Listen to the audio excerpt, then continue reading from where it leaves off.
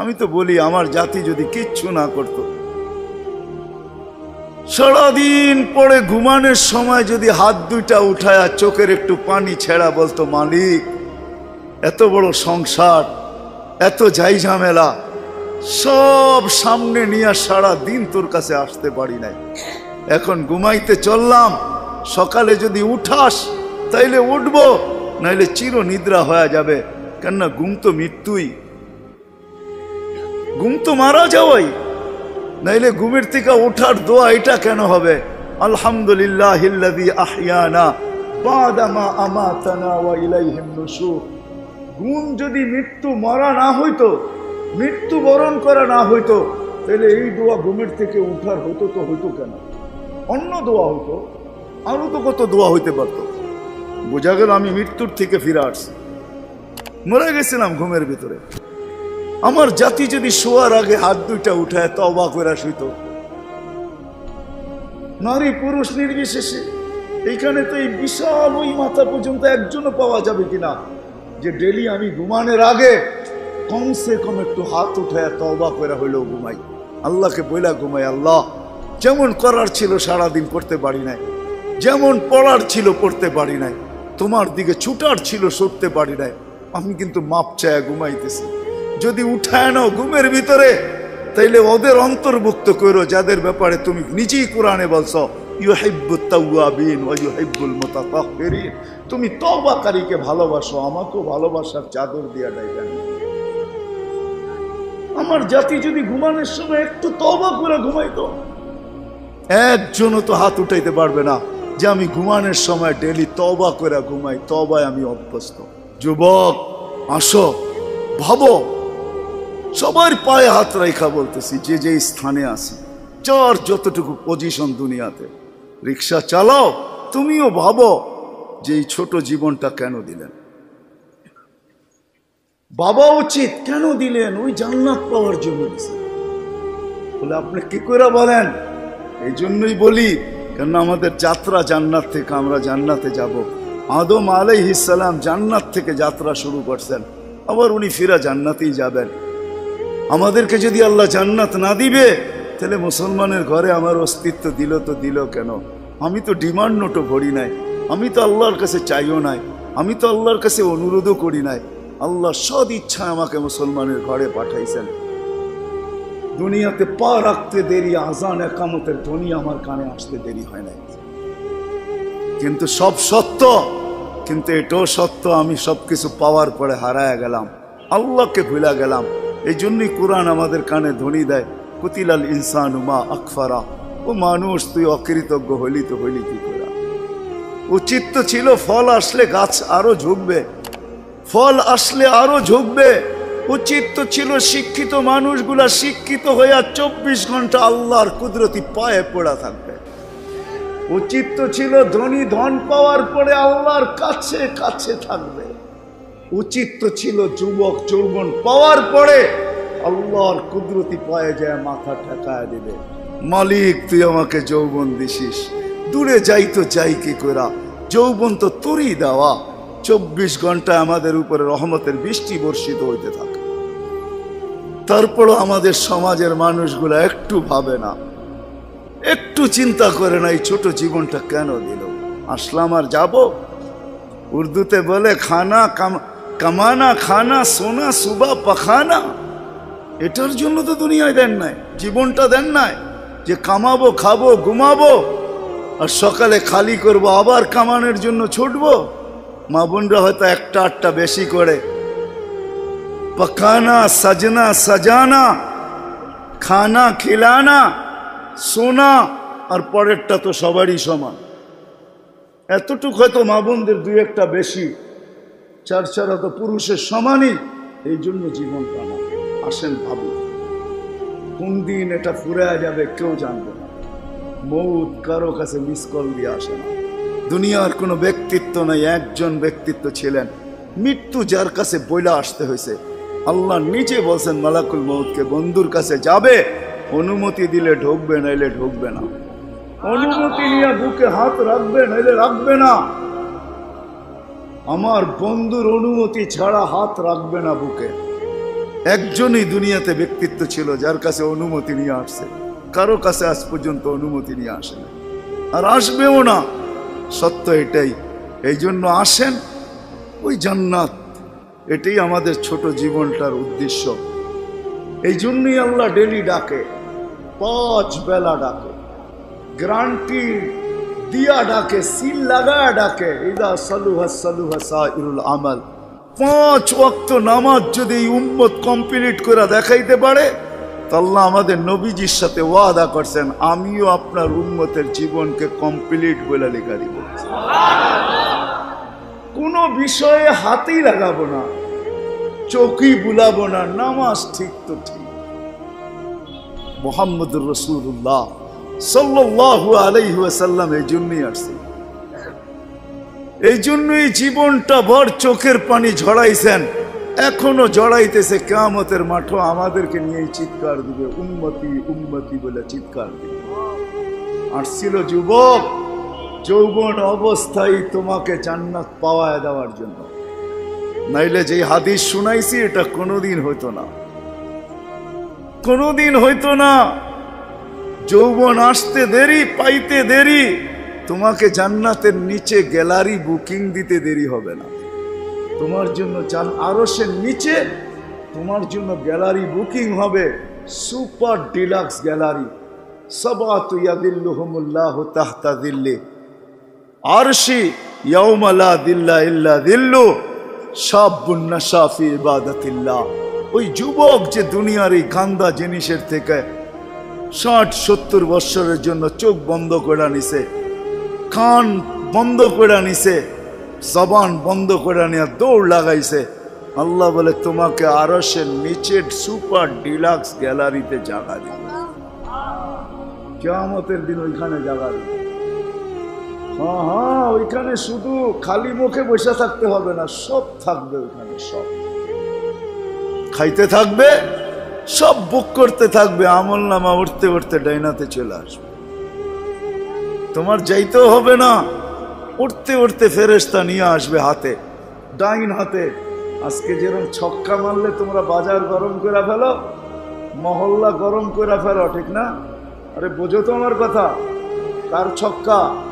ক্রিকেটে দেখো না মাঝে মাঝে তোমাদের পছন্দের প্লেয়ার যদি ছক্কা মারে বা টিম যদি ছক্কা মারে, তাহলে পুরো বাজার গরম করে ফেলো, ঠিক না?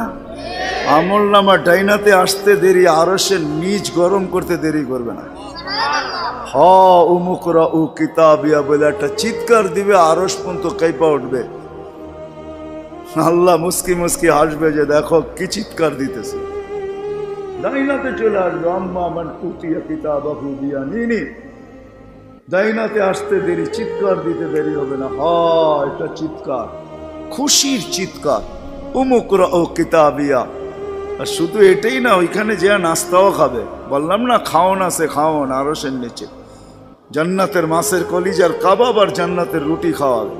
ফেরেশতারা আয়সা বলবে, আল্লাহর ওলি দুপুরের খানা জান্নাতে খাইতে হবে। এইখানে বৈশা বৈশা একজন আরেকজনের দেখায়া সময় কাটাইলে চলবে না। জিজ্ঞাসা করবে কি পাকাইছে আল্লাহ দুপুরে? যাবাহা লাকুম সাওরাল জান্নাত, জান্নাতের ষাঁড় জবরদস্ত। জিজ্ঞাসা করবে কোথার থেকে আনছে? আমাদের আমিন বাজার মিরপুর থেকে। কানা রব্বা হাফি আকনাফিল জান্নাহ, জান্নাতের কোনায় কোনায় বিচরণ হয়ে বড় হয়েছে। জিজ্ঞাসা করবে কি গাছ খাওয়াইছে আল্লাহ? ফেরেশতারা বলবে হাশিশ আর জাফরান, পিওর জাফরানের গাছ খায়া বড় হয়েছে। বর্ণনা শোনার পরে মুখে পানি এসে পড়বে, উঠবে জান্নাতে যাওয়ার জন্য, উঠতে দেরি। নূরুহুম ইয়াসা, ওই দিন নামাজের মজা বুঝে আসবে, ওই দিন উজুর মজা বুঝে আসবে। যেইখানে উজুর ব্যবহার হয়েছে ওইখান থেকে নূর ফুটা বাহির হবে, যেই জায়গা নামাজে ব্যবহার হয়েছে ওখান থেকে নূর ফুটা বাহির হবে। দোজখের পাশে যাবে, দুনিয়ায় কি রংবাজ। দুজখ যখন জিজ্ঞাসা করবে তোমরা কারা, তো সব রং বুড়াও রংবাজ হয়ে যাবে। রংবাজ বোঝেন তো? দুজখরে পরিচয় দিবে, চিনো না বুঝি আমার ঘরে? হ্যাঁ চিনো না? নিজেকে পরিচয় দিবে ঘন্টা ভর, তারপরে দুজখ বলবে মাপ চাই বাবা, জিজ্ঞাসা করেও বিপদে পড়ছে। তোমরা ধীর গতিতে পার হবে না, দ্রুত গতিতে পার হবে। কাইলা তাশউর, এমন না যে পদ্মা ব্রিজ নতুন দেখতে গেছো, গাড়িওয়ালা করে বলছে আস্তে আস্তে চালা, একটু দেখালোই, আবার কবে আইনা নাই, ঠিক না? ওটার ভিতরে লেখা আছে কিন্তু কত মাইল স্পিরিটে চালাইতে হবে, এর চেয়ে কম দাঁড়াইলে খবর আছে, সিসি ক্যামেরা লাগাইয়া দিছে। কিন্তু দোজগও বলবে দীর্ঘতিতে যেও না, আগুন নিভা যাবে, তোমরা এরম দত্তিতে পার হবে যে খবরই না হয়, উঠবে আর ওই পারে যে ঠক করে লেগে যাবে। আর ফেরেশতারা প্রটোকল দেওয়ার জন্য দাঁড়ায় থাকবে। ওয়াসিকাল্লাযীনা তাকাউ রাব্বাহুম ইলাল জান্নাতি সুমারা হাত্তা ইযা জাউহা ফুতিহাত আবওয়াবুহা ওয়া ক্বালা লাহুম খাজানাতুহা সালাম। ফেরেশতারা প্রটোকল দিবে, বলবে চিরদিনের লেগে ঢোকো জান্নাতে। আমাদের নবীজি এটাও জানায় দিয়েছেন এই উম্মতকে, শুধু আমাদের নবীজি আর এই উম্মতকে, যুবক তোমাদের জান্ডা কিন্তু হাসান হুসাইনের হাতে থাকবে, মজা অন্যরকম হবে। মা বোনদের জান্ডা ফাতেমা রাদিয়াল্লাহু তাআলা আনহার হাতে থাকবে। আমাদের বয়স্কদের জান্ডা আবু বকর আর ওমর রাদিয়াল্লাহু তাআলা আনহুমার হাতে থাকবে। আল্লাহর নবীজি আগে আগে থাকবে। ওয়াস্তাকবিলুনি উম্মতি রব্বি, আল্লাহ জান্নাতের গেটে আমাদেরকে স্বাগত জানাবে। কেমন হবে? সর্বশেষ যে জান্নাতে যাবে, সর্বশেষ, শেষ পড়ার কেউ যাবে না। ও যখন জান্নাতের দরজায় যাবে, হুর দেইকা 40 বছর তাকায় থাকবে, খালি রূপ দেইকা 40 বছরের লেগে ট্যা হয়ে যাবে, ট্যা। 40 বছর পরে হুর ওর গালের ভিতরে চিমটিকাইটা বলবে, খালি দেখবি আর কিছু কাহিনী নাই, আর কত দেখবি তুই আমারে, চল ভিতরে। ওই জান্নাতের জন্য ছোট জীবনটা দিছে, ওটার জন্যই যার কাছে যে যেই অবস্থানে, এই অবস্থানটা ওই জান্নাতের জন্য কাটাবে কিভাবে, এটার জন্য মুহাম্মাদুর রাসূলুল্লাহ সাল্লাল্লাহু আলাইহি ওয়াসাল্লাম। আমি তো বলি যুবক, হায় এই জীবনে তো কতবারই চুল কাটলা, ঠিক না? কাটো নাই চুল? হ্যাঁ, কমসে কম তো ঈদে কাটো, ঠিক না? আজ পর্যন্ত সেলুনে যে কোনোদিন বলছো যে আজকে তোদের যতগুলা ডিজাইন আছে এগুলা সরা? ও যদি বলে তোর মাথায় কি হলো, কয় না না সরা তুই এই ডিজাইন। আজকে আমি নিয়ত করে আসছি আমার চুল কাটবো আমার নবীর ডিজাইনে, আমাকে কাটা দিবি। একজন যুবক দেখো, বলো কসম খোদার, যদি তুমি নবীর মহব্বতে একদিন চুলও কাটতে পারো, তাহলে আমি জানি তোমার যদি ঈমান নিয়ে মরতে পারো, একদিনের চুল কাটা তোমাকে জান্নাতে নিয়ে যাবে। নবীর আদর্শ আল্লাহর কাছে বড় প্রিয়। এই জন্য আসো, লম্বা করতে চাইতেছি না, আসো ছোট জীবনটা, যে যেই ক্ষেত্রে আসি, যুবক যৌবনে, নারী নারীত্বে, পুরুষ পুরুষত্বে, ধনী ধনের ভিতরে, যে যে অবস্থানে আসি, পজিশনে আসি, এটা ওই জান্নাত নেওয়ার জন্য। নাইলে পস্তাইতে হবে, সওয়া যাবে না, এটাই সত্য। এক এক দুযোগীর এক একটা দাঁত হবে 10 কিলোমিটার চওড়া, উপরের মারিটা হবে 160 কিলোমিটার, বসতে জায়গা লাগবে 470 কিলোমিটার। ওই পাহাড় আমি 4 বার এই 2 চোখে দেখছি, ইয়ামানে জাবালে বায়দা, যেটার সমান এক একটা রান হবে। আয় সইতে পারবে না। তোমাকে মুসলমানের ঘরে অস্তিত্ব দিছেন এই জন্য না, তোমাকে মুসলমানের ঘরে অস্তিত্ব দিছে যুবক এই জন্য যে তুমি যৌবন দিয়েই আল্লাহর কাছ থেকে জান্নাত নিয়ে নিবে। পরের সময়টা যেটা থাকবে ওটা শুধু বোনাস থাকবে। জান্নাত তুমি নিয়ে নিবে, পরে যা সময়টা পাবে এটার জন্য তোমার পদমর্যাদা বাড়তে থাকবে, জান্নাতে মর্যাদা বাড়তে থাকবে। কিন্তু জান্নাতের প্লট তুমি যৌবন দিয়ে নিয়ে নিবে, এই জন্য তোমাকে যৌবন দিয়েছে। আসো আজকে সবাই মিলে অঙ্গীকার করি, বুলার রাস্তার থেকে ফিরে আসি আর ভাবি যে আমাকে কিন্তু জান্নাত নিয়ে যেতে হবে। ওইখানে কোনো পরিচয় চলবে না। যদি চলতো তাহলে একটা কথা বলেই শেষ করতেছি, দুনিয়ার কারো যদি নাও চলতো তাহলে আবু তালেবের জন্য চলতো পরিচয়। আবু তালেবের চলতো, যেই নবীর পিঠের ছোঁয়া পাইলে ভাগ্য খোলে। আল্লাহর রসুল খেজুর গাছে পিঠ লাগায় জুমার খুতবা পড়তেন। যেই দিন মেম্বরে উঠছেন, পা রাখছেন, খেজুর গাছ বাচ্চার মতো ফুফায় ফুফায় কাঁদতেছিল, বিলাপ করতেছিল, আমাকে আমাকে বঞ্চিত করলেন কেন? পেটের ছোঁয়া দিতেছিলেন, ধন্য হইতেছিলাম, কেন বঞ্চিত করলেন? মেম্বরে কেন পা দিলেন? আল্লাহর রসুল সান্ত্বনা দিতে দিতে এই পর্যন্ত সান্ত্বনা দেওয়ার পরে কান্না থামছে যে তোকে আমি জান্নাতে নিয়ে যাব, দুনিয়াতে তুই খেজুর খাওয়াইতে পারিস নাই, তুই জান্নাতে খেজুর দিবি, আমি খাবো। ওই আবু তালেবই আল্লাহ রসুলের ছোঁয়ায় ধন্য হতো। 44 বৎসর চাচার সিনায় থাইকা বড় হয়েছেন। 44 বৎসর পর্যন্ত চাচার সিনায় ছিল। ও যুবক, আমি চুল কাটার কথা এই জন্য বলতেছিলাম।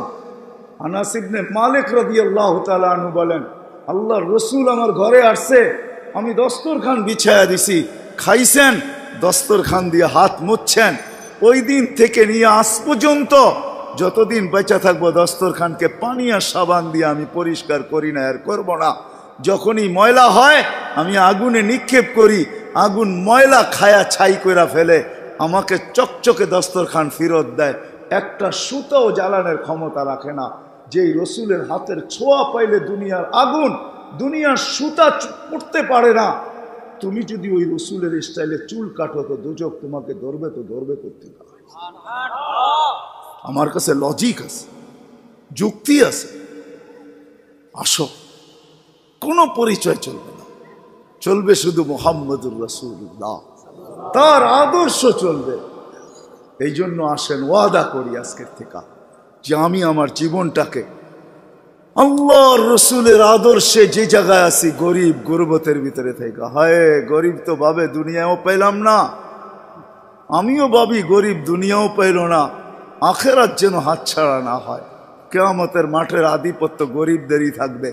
একটাই সম্প্রদায় কিয়ামতের মাঠে, যাদের হিসাব কিতাব হবে না, কানে কানে ফেরেশতা বলবে ইনতালিকু ইলাল জান্নাতি বিগাইরি হিসাব ওয়ালা কিতাব, তোমাদের হিসাবও নাই কিতাবও নাই, চলো জান্নাতে চলো। এই জন্যই আল্লাহ রসুল গরিবদের ভিতরে উঠতে চাইছেন। অহশুরনি ফি জুমরাতিল মাসাকিন, হিসাব কিতাব নাই। শুধু এইখানেই শেষ না, আল্লাহ বলবে তামাত্তাউ 500 ইয়াম হাত্তা ইয়াদখুলাল আগনিয়া, দুনিয়াওয়ালারা দুনিয়ায় ভোগ করছে 60-70 বছর, তোদেরকে দেখায় দেখায়, তোরা খাবি 500 বছর ওদেরকে দেখায় দেখায়। 500 বছর পরে ধনীদেরকে যেতে দিবে, এই পাশে বসায় রাখবে, বলে বসো আর দেখো ভিতরে কি করে। গরিব বড় বড় বার্গার লইব, 2 হাতে ধরে টানবো আর খাইব। বড় বড় গ্রিল লইব, দুনিয়ার যত খানা জান্নাতের এটা লইব, আর লম্বা লম্বা টান দিব আর দেখাইব আর চোখে টিপি দিব। কি বয়ে রয়েছেন কেন? ঠিক না? আমি তো মাঝে মাঝে বলি হুজুররা কি বলবে জানি না, হুরেরও যদি আয়ে বলবো পরে অনেক সময় আছে তোর লোকে দেখা করার, যা এখন 500 বছর খাওয়ার অনুমতি দিছে, দুনিয়ার 60টা মিটায় লই, 500 বছর খায়া লই, পরে দেখা করবো বাগেন থেকে। হুরের কাছেও যাব না। আল্লাহ ওই গরিবকেও ওই ক্ষেত্র দিছেন, ধনীর জন্যও দিছেন। ধনীর জন্য যে দেন না এমন না, তাহলে ফুসাইল ইবনে ইয়াজ রহমতুল্লাহ আলাইহি বলতেন না, আমাদের সমাজের বিত্তশালীরা যদি গরিবের বাড়িতে যায় আর যা তালাশ করে কার ঘরে কি পাক হইলো কি হইলো না, আল্লাহর রসুল বলে তুবাল আমির আলা বাবিল ফকির, এর চেয়ে উত্তম ধনী কেউ নাই যে গরিবের দরজায় যায় খটখটায়। ফুজাইল ইবনে ইয়াজ বলে তুমি এক লোকমা ক্ষুধার্তের মুখে উঠায় দিবা, লোকমাতুন ফি বাতনিন যায় খায়রুম মিন বিনাই জামে, একজন আল্লাহর ঘর বানায় যা না পাবে, তুমি গরিবের ক্ষুধার্তের মুখে এক লোকমা উঠায় দিয়ে এর চেয়ে বেশি সওয়াব পাবে।